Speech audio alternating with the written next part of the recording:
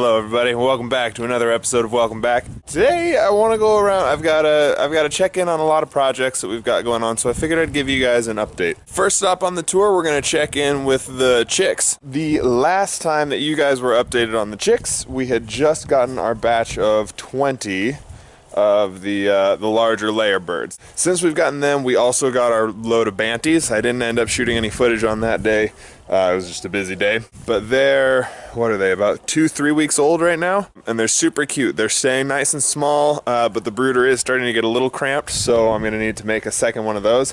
But it's been working really well so far. It's held, there's about 30 bantams, and it's held all of them pretty well. Now you may remember the last time that you saw the larger birds, they looked like this. And now we have these absolute behemoths.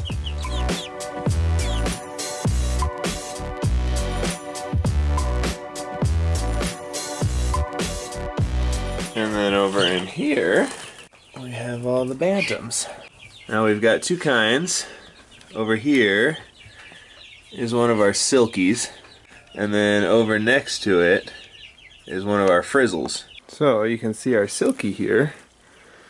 They've got these more wiry feathers, and they're a very soft and fuzzy coating all over. And then we've got our magnificent little frizzle here, who is super frizzed out. Oop, and who just pooped on my hand. Yeah, well, I kind of deserve that. So we've got 48 more chickens, like 19 of them, the big ones, are going to go out with the main flock that live in the chickshaw. And then our bantams are going to get a new coop, and that's going to be out more towards the garden. Speaking of the chickshaw, let me update you guys on that. Now, if you haven't figured it out yet, I'm a big fan of Justin Rhodes' YouTube page. I get a lot of my inspiration for what we're doing here, as far as our YouTube channel and just some ideas to be trying around on the farm. I get a lot of inspiration from him. So, Justin, if you're watching, big thanks to you, man. And if you haven't watched his page yet, check him out. I'll leave a link down below. One of the videos that I saw, again, while he and his family were off on their Great American Farm Tour, they stopped by a gentleman's house.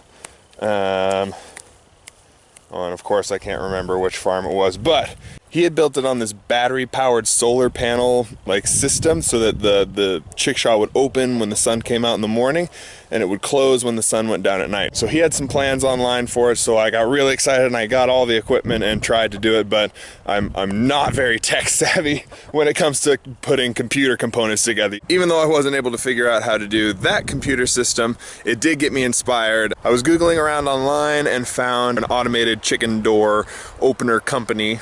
And that system used the same method that as the guy in the video I saw who had automated it solar-wise. The difference is that this system runs on a timer, and instead of being battery powered, it is run off a wall plug-in. But we got about 200 feet of extension cord, so far that hasn't been a huge limiting factor for us. Chickshaw's still doing well.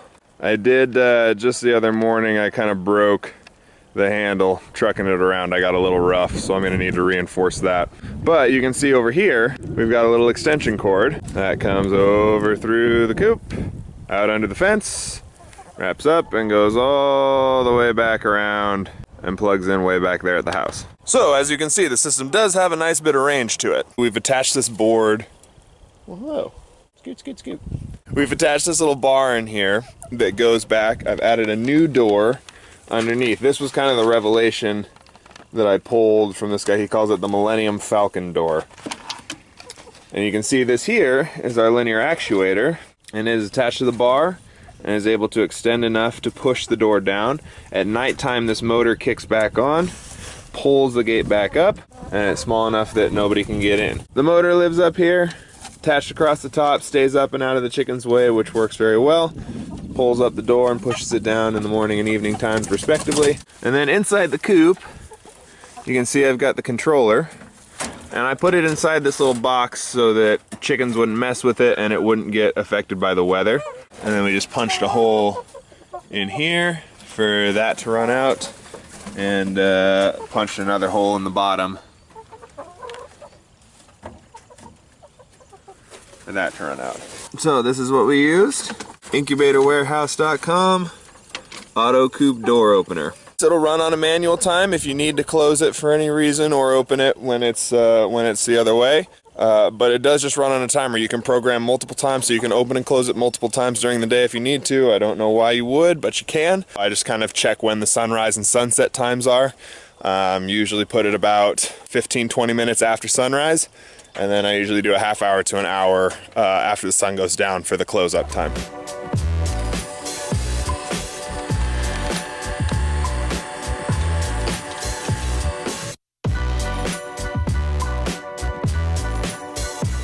And there you go. You can see it doesn't close up all the way tight, but it's strong enough that I've seen 5 or 6 chickens standing on it and it doesn't fall out, even just braced on that one side. So far it's working really well. If you've got a chickshaw, or really if you've just got a chicken coop in general, you gotta get these things automated. It has been the best addition that we've made to this system. While we're out here at the coop, let's update you on the maggot bucket. This has just happened in the last couple days.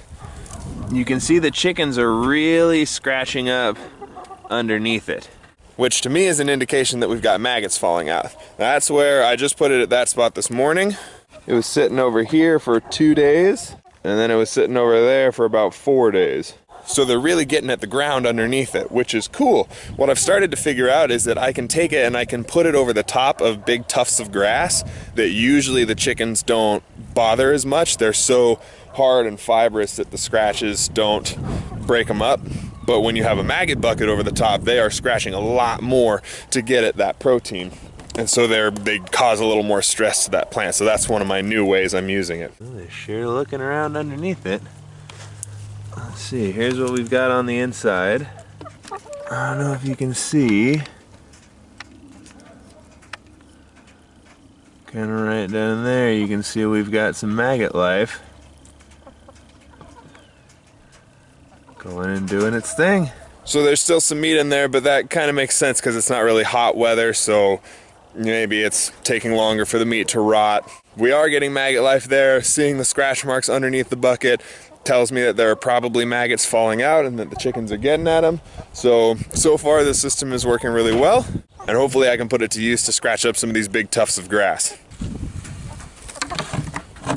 Let's go take a look at how things are going down in the mealworm farm. So you can see the mealworms back behind me, and things have been going really well so far. We're just really launching into a big wave of mealworms turning into pupas. Yesterday, I was sifting it out from the main bin, and I think I sorted out almost 600 more pupa, and that was after a week. So right now we're getting a little less than 100 pupa, or 100 mealworms turning into pupa a day as of right now. So I started sorting out the pupa and just putting them over in a tub on their own. As you can see over here, these are all the ones that I pulled out yesterday. And like I said, that's about 600 pupa.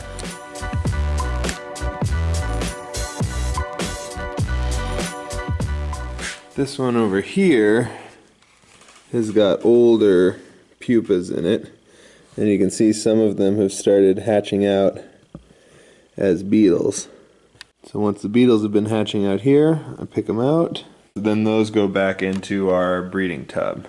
So this was the first system we tried, where we took the new breeding bin and we just started throwing pupa in here.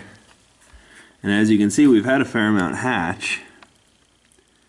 And this is our second generation of beetles that you see in here. Again, we've got a real young one, which is that light cream color.